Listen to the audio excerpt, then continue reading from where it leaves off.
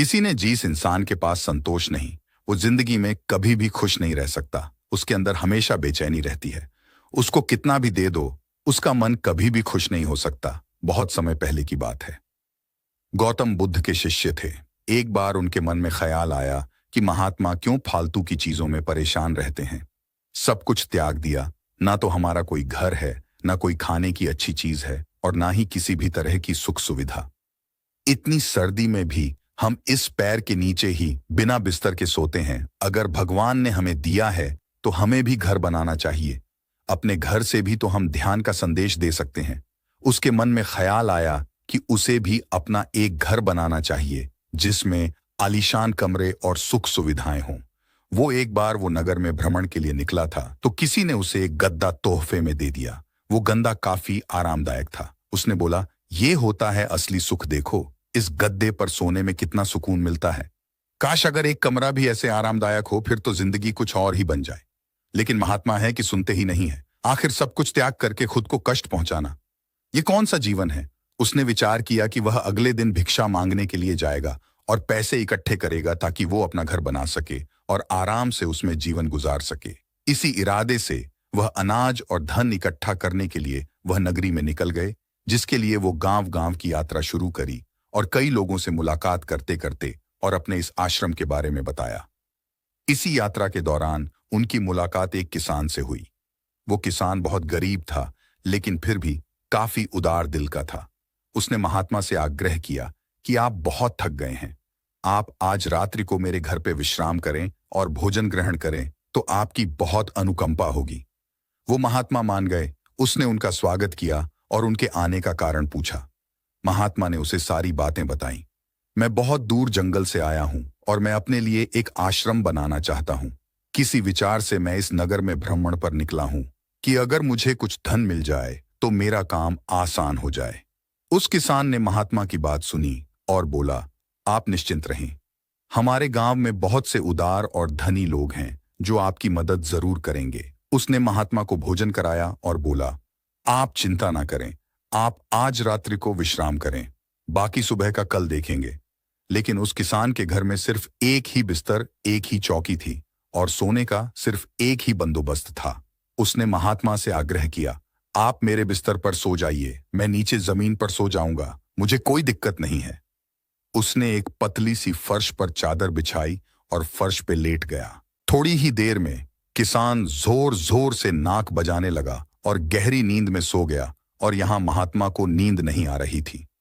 दरअसल उनकी पुरानी आश्रम में जो मोटा गद्दा था, जिसको किसी ने उनकी दान में दिया, महात्मा को उस गद्दे पर सोने की आदत थी। उस गद्दे में वह आराम से सोते थे।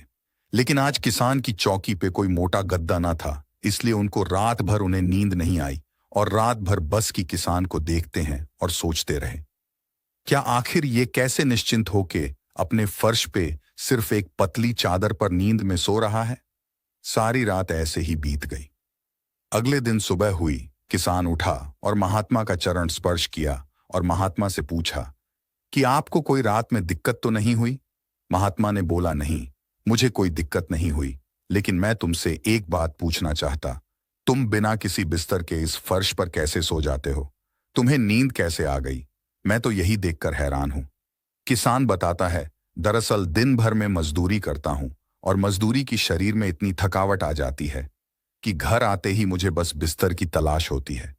मोटे गद्दे बिस्तर ना भी हो तो मेरा काम चल जाता है। मैं घर आते ही खाना बनाता हूं और उसके बाद मैं कहीं भी सो जाता हूं। मुझे कोई दिक्कत नहीं है। मुझे नींद भी बहुत अच्छी आती है। जब शरीर में थकावट हो फिर तो शरीर को कहीं भी नींद आ जाती। उससे क्या फर्क पड़ता है? क्या आपके पास महल है या मोटा गद्दा है या आपके साथ पलंग पर सो रहे हो? यहां आप नीचे सो रहे, शरीर को तो बस आराम की आवश्यकता होती है। किसान ने पूछा, यह गुरुवार क्या मैं आपके साथ धन एकत्र करने चल सकता हूं? मेरी इच्छा है कि आपके साथ आपके उस आश्रम बनने में मैं आपका योगदान दूं, आपके साथ मिलकर काम करूं और कुछ धन इकट्ठा करूं। तब महात्मा ने बड़ी विनम्रता से उत्तर दिया, पुत्र, तुमने आज जो मुझे ज्ञान दिया है वो ज्ञान मुझे आज तक नहीं मिला। आज मुझे पता चल गया इंसान के मन का असली सुख क्या है। अब मुझे किसी आश्रम और महल की इच्छा नहीं रही। इतना कहकर वो महात्मा धन दान करके वापस अपने आश्रम को लौट गए। उन्होंने जो कुछ भी धन एकत्र किया था वो गरीबों में बांट दिया और स्वयं एक छोटी सी कुटिया बनाकर रहने लगे।